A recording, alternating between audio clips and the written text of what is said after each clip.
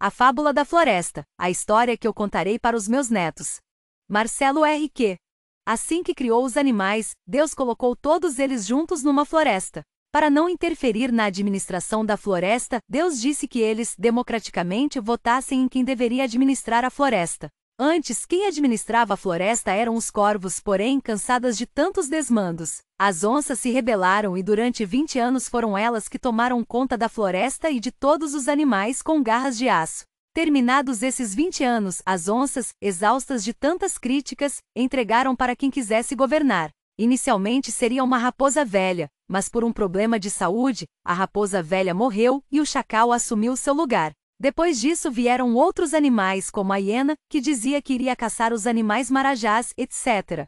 A cada eleição o rato concorria, mas não ganhava nada, até que um dia ganhou pela insistência, prometendo transformar a floresta no melhor lugar do mundo. Durante 8 anos o rato fez da floresta o que bem quis e só roubou a comida dos outros animais. Afinal, a natureza do rato era essa mesma. Não podendo mais ser o chefe, colocou a anta em seu lugar, mas a anta só fazia besteiras. No segundo mandato a anta foi tirada antes do tempo e o morcego assumiu por 2 anos. Acusado de todos os roubos e comprovado que havia roubado, o rato foi preso. Mas a vida do rato não era tão ruim. Vez ou outra recebia a visita da galinha, que tinha um cérebro pequeno e só servia mesmo para abate. Vieram novas eleições.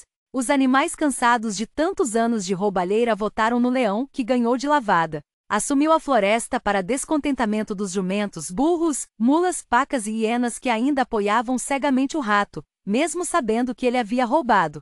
É que o rato, durante a sua gestão, dava caroços para esses animais, enquanto os frutos mesmo iam para os seus amiguinhos ratos também. O leão começou a mudar a floresta. A comida não desaparecia, muitas modificações foram feitas e a floresta avançava. Mas isso causou descontentamento nos outros ratos, que então armaram uma armadilha contra o leão. Pediram a 9 abutres que dessem um jeito de inocentar o rato, e assim eles fizeram. O rato saiu da gaiola se dizendo o animal mais santo da floresta. Os jumentos, os burros, as mulas, as pacas e os veados fizeram uma grande festa. Enquanto o leão governava, os abutres faziam de tudo para atrapalhá-lo. Interferiam em cada decisão, mas para isso usavam um veado que a toda hora entrava com algum pedido absurdo. O leão não queria ferir as leis da floresta, mas algumas decisões foram tomadas para impedir o avanço dos ratos, e o leão consultou as onças, os patos e os pássaros sobre a possibilidade de intervir, mas infelizmente as onças já não eram mais as mesmas de antes. Haviam se transformado em gatinhos medrosos. Os patos até tentarem, mas sozinhos não poderiam fazer nada. Já os pássaros. Que lástima! Não havia entre eles um líder que tivesse a coragem de uma águia, e não passavam de pombos daqueles que cagam tudo, não cantam e só enchem o saco. O líder das aves era uma avestruz que enterrou a cabeça num buraco no chão. Deixaram o leão sozinho. Enquanto isso, os canários cantores e os pavões, acostumados à vida fácil e a receberem os alimentos de graça, faziam propaganda contra o leão, ajudados pelos papagaios. Novas eleições vieram. Os abutres deram um jeitinho de manipular o resultado, e o rato foi eleito o rei da floresta novamente.